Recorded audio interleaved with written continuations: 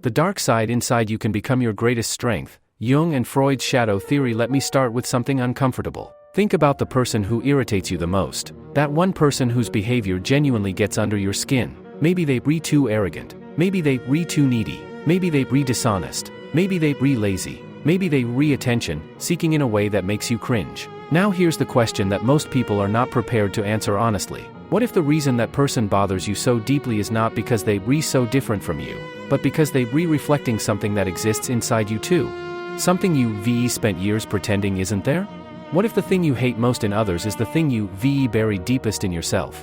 This is the core of one of the most powerful and most ignored ideas in all of psychology. And understanding it, really understanding it, not just intellectually but personally, might be the most transformative thing you ever do. Today we going into the shadow. Before we begin, a small clarification that matters when people talk about the shadow theory. They often credit Freud. And while Freud absolutely laid the foundation, his work on the unconscious mind, the ID, and repression made all of this possible, the specific concept of the shadow was developed by Carl Jung, one of Freud's most brilliant students who eventually became his own towering figure in psychology. Jung and Freud started together and eventually parted ways because Jung believed the unconscious mind was far deeper and more complex than Freud acknowledged. Freud focused primarily on repressed sexual and aggressive drives. Jung expanded the concept into something much larger. The idea that every human being carries within them an entire hidden personality, built from everything they rejected, suppressed, denied, and refused to acknowledge about themselves. He called this the shadow.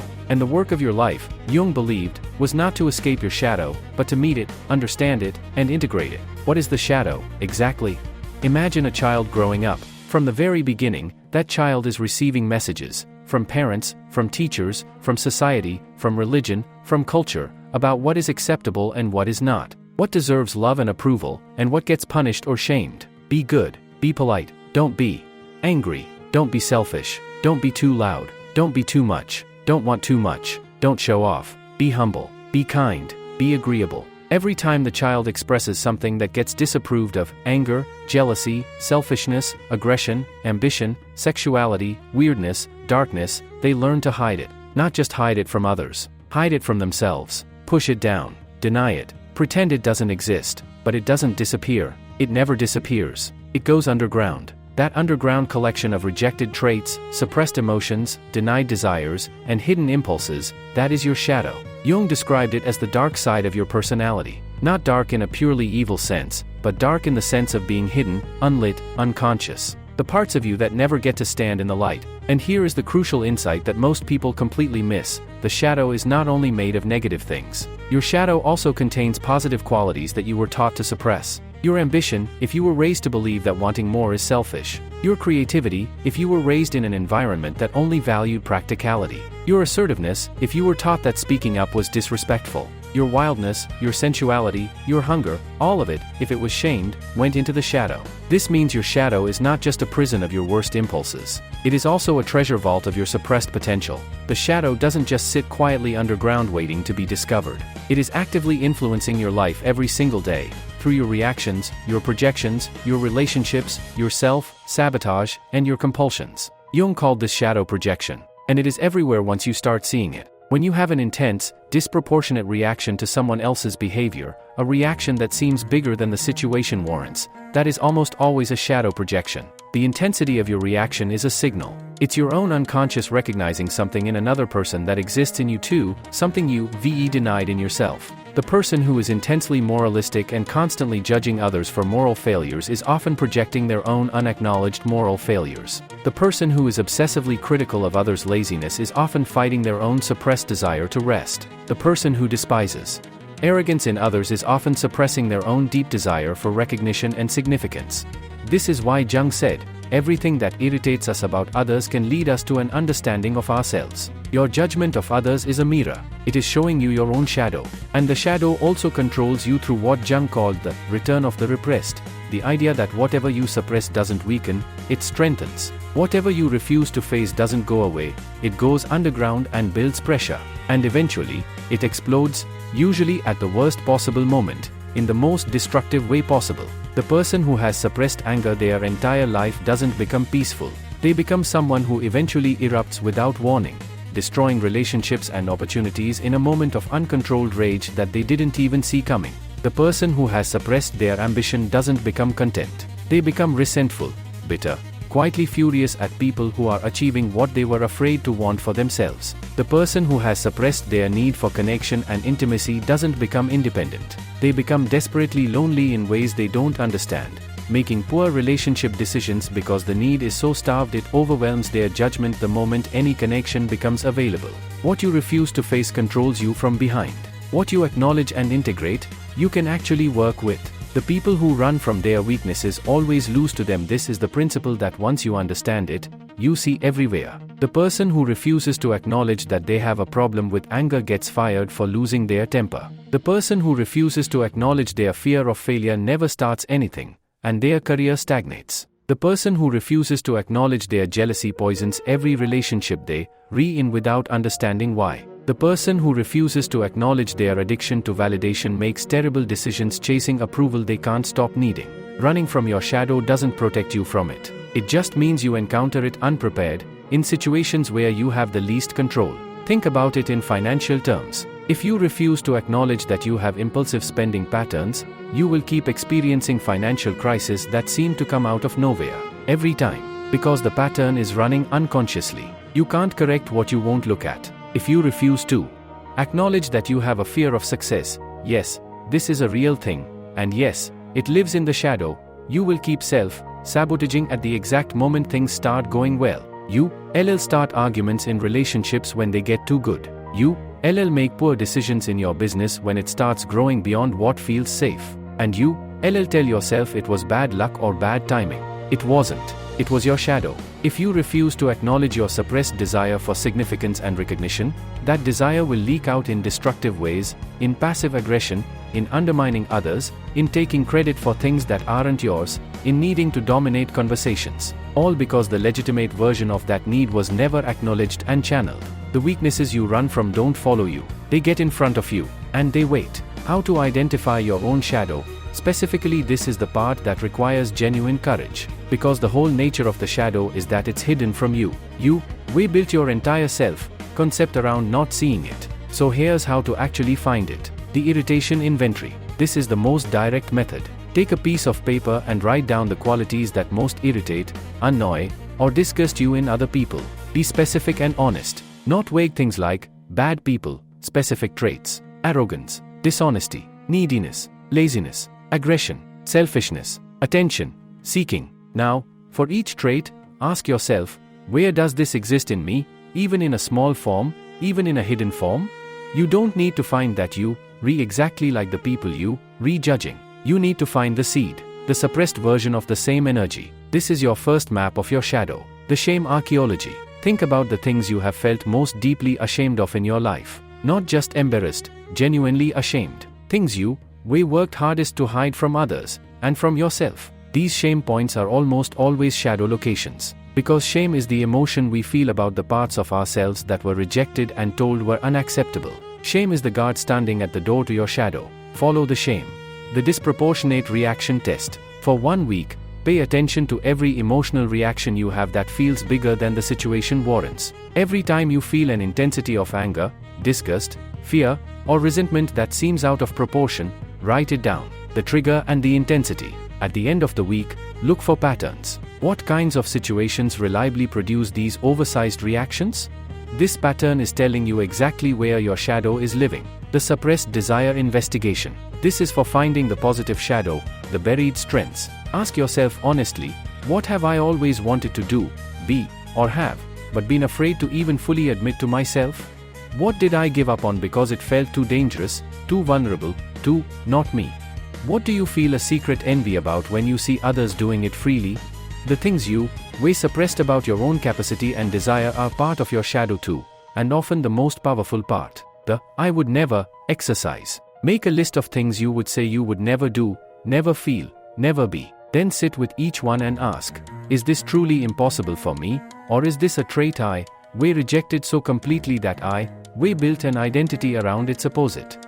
People who say, I would never lie, are sometimes the most skilled liars in suppressed ways. People who say, "I would never be selfish" are sometimes the most resentfully self-denying people you meet. The absolute denials are often where the shadow is thickest. Watch your dreams. Jung believed dreams were one of the main ways the unconscious communicated shadow content. The threatening figures in your dreams, the qualities of the villains in your dreams, the situations that frighten or disturb you in dreams, these often contain direct shadow material. You don't need to become a dream analyst, but start paying attention to recurring themes and the emotional quality of significant dreams. Ask someone who knows you well and will be honest. This is terrifying for most people, which is exactly why it's valuable. Ask someone who genuinely knows you, not someone who will just be nice, to tell you what they see as your blind spots. What patterns do they see in you that you seem unaware of? What emotional reactions of yours seem disproportionate to them? What do you avoid? The outside perspective can show you things that are genuinely invisible from the inside. Integration. This is the actual goal. Identifying your shadow is only the first step. The goal is not to expose yourself to shame. The goal is integration, bringing the shadow into consciousness and making it a conscious part of who you are, rather than a hidden force running your life from underground. Jung called this individuation, the process of becoming a whole, integrated person by consciously acknowledging and working with all parts of yourself, not just the socially acceptable parts. Integration does not mean acting on every dark impulse you discover. If you discover suppressed anger, integration doesn't mean going around being aggressive. It means acknowledging the anger, understanding where it comes from, and finding healthy and constructive channels for that energy. If you discover suppressed ambition, integration doesn't mean suddenly becoming ruthlessly cutthroat. It means acknowledging that you want more, that wanting more is not wrong or shameful, and finding ways to pursue your ambitions that align with your values. Integration means, I see you, I acknowledge you exist, you are part of me, I am not going to pretend otherwise anymore, and now I am going to consciously decide how to work with this energy rather than letting it work against me without my awareness. This is transformative in ways that are hard to overstate. How your dark side becomes your greatest strength. Now here is the part that makes all of this work worth doing. When you integrate your shadow, the energy that was consuming you through suppression becomes available to you. The shadow, once brought to consciousness, stops being a liability and starts being a resource. The suppressed anger, integrated, becomes assertiveness, boundary setting, and the willingness to fight for what matters. Every great leader, every great activist, every great innovator has this integrated fire. They channel what would have been destructive rage into focused, powerful drive. The suppressed fear, integrated, becomes caution, sensitivity, and emotional intelligence. The person who has honestly faced their own fear can read fear in others, can anticipate risks that people in denial miss, and can navigate uncertainty with a nuanced awareness that the person in denial simply cannot access. The suppressed darkness, the selfishness, the aggression, the hunger, integrated, becomes the capacity to compete, to protect, to survive, to succeed in environments that would break someone who has none of that energy available.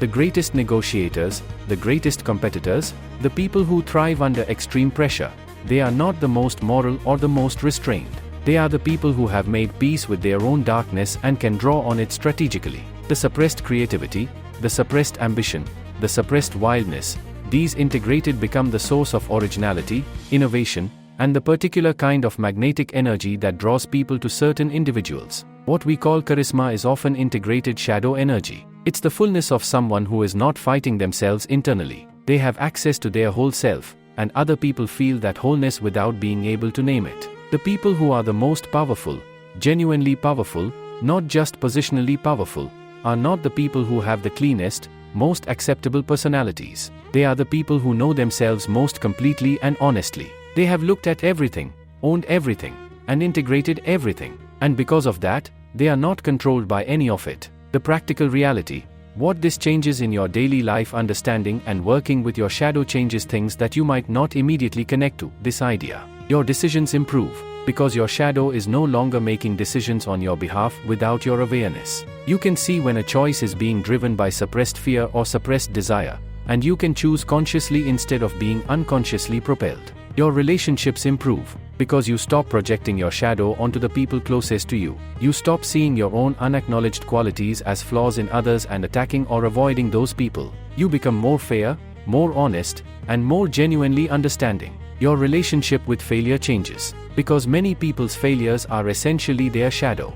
In action, the self, sabotage, the repeated patterns, the destructive impulses that strike at the worst moments. When you know your shadow, the self, sabotage becomes visible before it completes itself. Your creativity expands. The shadow is an enormous source of creative energy because it contains everything that was suppressed rather than expressed. Artists, writers, musicians, entrepreneurs who do their shadow work consistently report an expansion of creative capacity that they can't fully explain rationally. It's because they were reconnected with parts of themselves that had been generating nothing but internal friction. Your confidence deepens. Not the shallow confidence of someone who has convinced themselves they have no weaknesses, but the real, unshakable confidence of someone who has seen their worst and is not terrified of it. That person cannot be destabilized by criticism or failure in the way that the unexamined person can, because they have already looked at what's there.